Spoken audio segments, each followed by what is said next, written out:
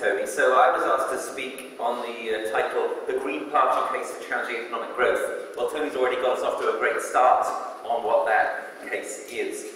But the first point I want to make specifically as a Green Party person here is to everybody out there who is probably not the people in this room, who didn't see the situation that we are in now coming, we told you so. Now, traditionally, people don't like to be told, we told you so, and they say, oh, it's bad form to say, we told you so. But what's really going on behind that psychology? My suspicion is that actually the reason why certain people don't like to hear, we told you so, is because over and over again that they're getting things wrong, and we're getting things right. So, in the 1970s, a long time ago now, people warned about the limits to growth, that these limits were coming. Many of you have probably read the Cllr of Rome reports on the limits to growth, and if you haven't read those reports, I would strongly urge you to do so. They're as wonderful now to read as they were at the time. The first limits to growth report got wrong the rapidity with which resource crises would hit. It said that metals were going to run out faster than they in fact started running out. And economists have endlessly gone on about this and said, oh, this proves that the limits to growth predictions were wrong. But they were not wrong. They were broad, brushstroke predictions. And actually the fascinating fact about them is that the predictions they made on the pollution limits to growth, the predictions that they made about how fast the pollution crisis would hit our Earth, were actually too conservative. They did the first limits to growth report, if you read it, says, we don't think there are going to be really bad pollution crises hitting till about 2030, 2040, 2050. And then just a few years later, we got the ozone hole, and now, of course, we're slap in the middle of the climate crisis, which threatens to be insoluble. So if anyone ever tells you that the limits to growth people got it wrong, you can say, no, actually, they didn't. They were roughly right, and they were, in fact, too conservative about the extent to which we would be facing a pollution crisis, a pollution-based limit to growth. So roughly speaking, the Cllr of Rome got it right. They told us so, and they got it right. And the Green Party, too, has been banging on since the 1970s about the limits to growth, about planetary boundaries, about the fact that sooner or later we're going to have to face up to these things. And we've been proved right. One of the reasons we can tell that is found in a very interesting new e-book by a man called Cllr, which I strongly recommend to you. Find it very easily. It's on my blog, for example. And what Cllr argues is that the limits to growth have actually been one of the causal factors behind this economic and financial crisis that we are in the middle of. How so? Well, basically what Cllr argues is because returns on ordinary investments in the real economy were getting less and less productive because of limit after limit to growth being hit. More and more capital, therefore, started going into pointless financial parasitism and produced the catastrophe which has been unfolding as a result of 2007. Very interesting argument, I think quite convincing.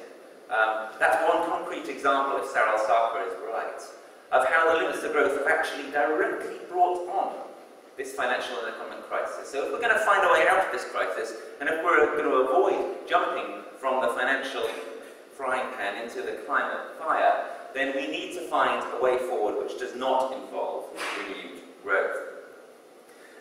We have to be honest, growthist discourse is still hegemonic in our society and our world, as Tony rightly said. One of the things I'm very much hoping will come out of today's conference is 100 ambassadors for alternatives to growth to start to challenge and change that hegemony. That hegemony is very widespread. On the media, it's just taken for granted most of the time that growth is what we need. Every week, every day, every month, you hear news headlines like, more bad news about the economy. It only grew by 0.3% over the last month or year or what have you. This kind of presumption is what we need to challenge. That's what we need ambassadors for alternatives to growth to challenge. Yes, it's true. We do need to stop an uncontrolled depression. And that's the great value of the Green New Deal report, which I'm sure many of you have read. Again, if you haven't, do so. Tony, of course, was a key contributor toward. We need to prevent an uncontrolled depression, and that's the real point, that's the real purpose, correctly understood, of the Green New Deal proposal. But we don't need a return to the growthist treadmill. So, we need to see what the alternatives to economic growth would look like. And in that connection, my new think tank, greenhouse, which some of you will be aware of, and if you're not, do look into it. Find us on the web, or go and look at the materials which I've left on the reception table over there, which are being indicated to you now very kindly. One of our recent reports written by myself on the need for guardians for future generations, for example, is there. Greenhouse is putting together a big new project over the next year. We would welcome your participation and your interest. There's a sign-up sheet over there if you want to join our email supporters list and you're not yet on it. What we in Greenhouse are going to seek to do is something which hasn't quite been done yet. It hasn't been done by Jackson, it hasn't been done by the Green New Deal group. What we want to do is try to set out what a Britain that was taking seriously limits to growth and practicing a no-growth economy would look like. How it would look, how it would actually work, how it would fund public services, how it would deal with the public debt. It's a big, exciting project, and as I say, I hope you will sign up to be part of that journey with us over the next year in Greenhouse. Part of what I think we have to do, part of what we in Greenhouse are going to seek to do as part of that project is what we call deep reframing. Deep reframing in order to establish the basis for an alternative hegemony. The frame of growth has dominated our public economic discourse for far too long. We need an alternative frame to displace it, to replace it. One thing which that will involve is coming up with the best possible name for what we are recommending as an alternative. I want you to spend a moment on that because I think it's an important question. So, the term no growth in itself, I think, is not really good enough. No growth is negative, and it doesn't tell you anything about what a positive alternative would be. Zach Goldsmith has suggested the term the constant economy, and I borrowed that term in my idea for Plan C, for what we should do as an alternative to Plan A, which is what Osborne has, and Plan B, which is what Compass is recommending, which unfortunately presupposes a return to growth. I say let's have Plan C for a constant economy. But I'm not really certain that that's the best possible term, partly because unfortunately it's been coined by Mr. Goldsmith, but more importantly because I think it's a little bit vague and people don't really get straight away what a constant economy is. The old term, of course, which has still got a lot going for it, I think, is steady state economy. That is a clear term, but it is unfortunately in one very central respect misleading. It gives people the idea that the economy as we envisage it would be a place where nothing much kind of changed, where there wasn't much dynamism. That leads me to my preferred alternative term, which is one I recommend for you all to consider, and maybe it's one we can unite around, which is the dynamic equilibrium economy. The dynamic equilibrium economy is a term originally coined, I think, by Andrew Sims of NEF. It's a great term, I think, because it's positive, it's inspiring, and it's also accurate, because it connotes immediately that an economy of the kind that we are envisaging would not be a place where there was a stifling of innovation. It would not be a place where nothing ever happened. It would be a place where things were constantly happening, and indeed where aspects of human growth and development, one hopes and would assume, were constantly getting better as people figured out better how to do things with less and less drag on the material world, less and less material throughput. So that's my thought, but I put it out there partly as a suggestion for you. The dynamic equilibrium economy is that kind of term that we're looking for to overarchingly summarize the deep reframe we need, the deep challenge to the existing growthist hegemony. At a level that is compatible with long-term ecosystem health, we want, I'm suggesting, a dynamic equilibrium economy. We want to have an economy that is compatible with treating future generations with love, with care, with decency, treating our children's children as genuinely equally deserving of care and attention. Now, if we're going to do this, we're going to have an end to growth. But, as Tony said, there are those who say, oh, but isn't there an alternative? Why couldn't we decouple economic growth from negative material impacts, from increasing material throughput? Well, a couple of quick thoughts on that and a couple of suggestions for further research or reading for those of you who are interested in this matter.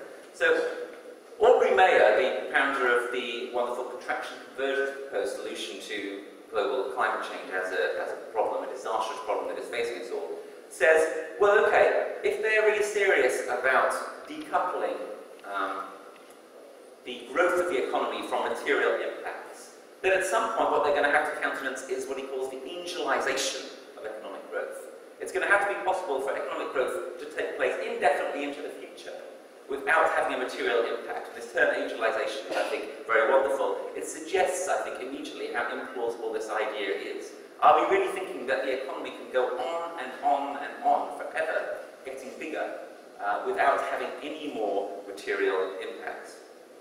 And on the precise question of decoupling, which Tony mentioned, it's very important to make a distinction between relative decoupling and absolute decoupling. Relative decoupling means lower energy intensity per unit of growth. That's what China, for example, is going for at the moment and to some extent achieving.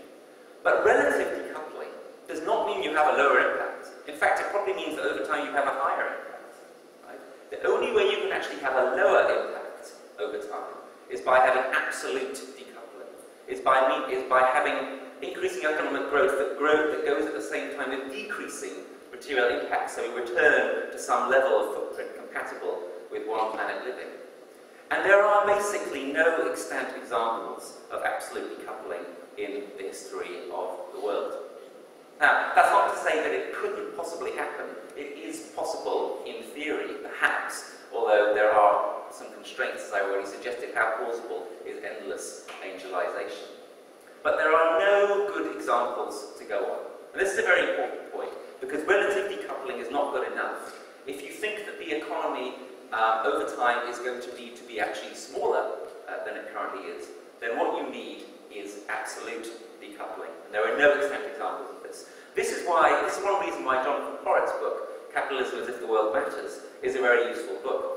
I don't really agree with Jonathan's overall approach of thinking that there might be a solution via capitalism long-term to the world's problems and to our economic organisation. But the nice thing about Jonathan's book is that he's extremely honest about the challenges facing any attempt, including capitalist attempts, to have an economy that is compatible with a world that is long-term sustainable. And he documents this point that I just made. He documents in beautiful detail how relative decoupling may be possible, but there are no extant examples, essentially, of absolute decoupling. And until we have extant examples and a reasonable basis for believing there is absolute decoupling as a viable possibility, as a viable way forward, then those who argue, look, we can still have economic growth, have basically no plausibility behind them. They have no evidence. And actually, the root's on the other foot. We are the ones with the evidence behind us now. But there's one more crucial question lurking behind all of this that I haven't mentioned yet, and I would urge to you actually that it's the most important question of all, and it's this: what's growth for anymore? Why do we need more economic growth? Even if it were possible, why would we need it? Do we need more stuff? Do we need more economic activity? Is it actually a desirable future to think of a world where the material throughput of the economy remains more or less constant, but the amount of economic activity increased and increased and increased? Would that be a good thing? It sounds to me like a world, for example, where there is more and more busyness. Is that the kind of world that we need at this point? How many people do you know who on their deathbed said, I wish I'd spent more time in the office? Do we as human beings have inexhaustible needs? Well, I put it to you that we don't, and I put it to you that in fact, most of our needs have now been more than satiated in an economy anything like our economy. What's growth for? The assumption, the hegemonic assumption still there that what we need is more economic growth is an assumption which is based on thinking that there is a need which must be answered for this growth. But actually, if the things that we need an economy for in order to provide jobs and fulfillment of public services, if these can be satisfied in another way, and if we already have enough stuff, then what's growth for? That's the question I would urge you to put to those who are saying, yeah, we need more growth, we need more growth. Do you have a quick answer? No, I've got a question. Yeah? About the decoupling and about the what's growth for. Is it possible to, for example, employ people to teach children so we get a lower ratio of teachers to children in the classroom, which is a good thing? And why would that impact on the material? Why would it have an environmental material impact? If it's just a teacher not producing stuff, and it is a good thing. It's a growth kind of thing because you're employing somebody, it increases the GDP. You've got that kind of economic growth, and it's not an environmental impact. And the kind of growth that we all like to have. We all like to have children being brought up with more. But the simple answer is you'd have to have more taxes to pay for the public servants, and the politicians would argue more taxes comes from more growth. So that's the mainstream answer. Yeah, that would be the mainstream answer. One of the things, as I say, that we are going to try to pursue in our greenhouse project. All right, the question was, well, I'm not entirely sure I understood, but the question was something like, wouldn't it be good to have a growth in the number of teachers or in the teacher-student ratio? Wouldn't that be a good thing? And of course, there are some things it would be good to have growth in. It would be good to have growth in the amount of love, for example. The real question is there a need for growth in GDP in order to make these things possible? And is pursuing growth in GDP worth it in terms of its downsides, its numerous downsides, in order to allegedly make those things possible?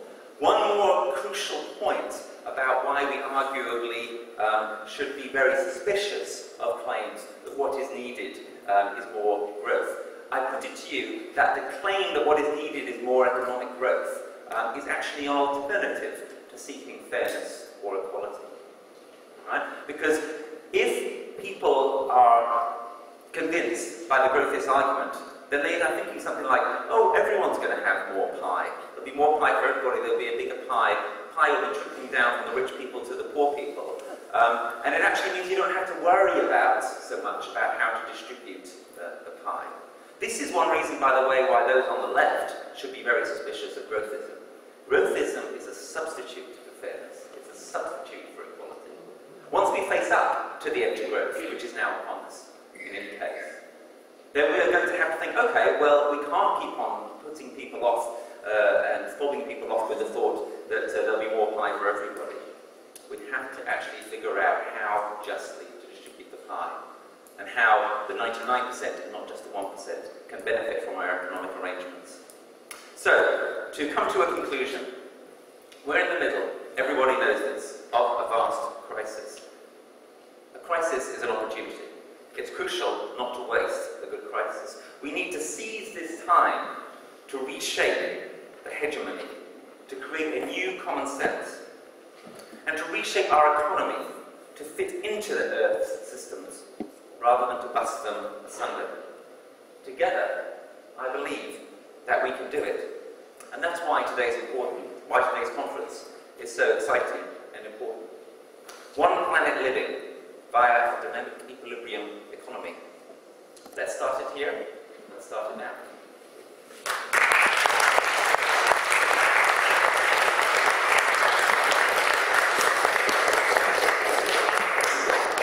Okay, so we don't have the questions scheduled right now, but we'll just take one or two. If there's very quick ones, this will be a very quick answer because we've got just 1 minute in hand. So there's one here, a lady here. So go ahead, please, gentleman there first. Just like to comment from you on the way that GDP is counted, because communities need to be counted, or the negative aspect of things like rebuilding after the riots, for instance, is counted as GDP, and also the voluntary things that people are going through without being paid for it, whatever is not counted. Yeah, GDP is a terrible measure. There are much better measures available, for example, the Index of Sustainable Economic Welfare.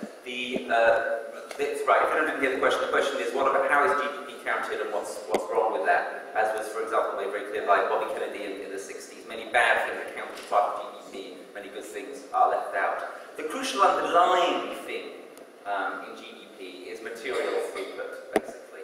Materials going through the economy from being resources to being pollution or trash. And that's the thing which one, as someone who is ecologically concerned, needs to be looking out for. That's the thing where there's no evidence that there can be that it can be active, that can be in a meaningful sense decoupled. Right. So it may be possible to keep increasing GDP growth as standardly measured. There's no reason to believe that that can be done while reducing material throughput. I think the last point that you made about why growth is really absolutely crucial statement, because even for people who've got it all, they haven't actually got it all, because I think increasingly people are realising that lots of material stuff actually wouldn't do it for them.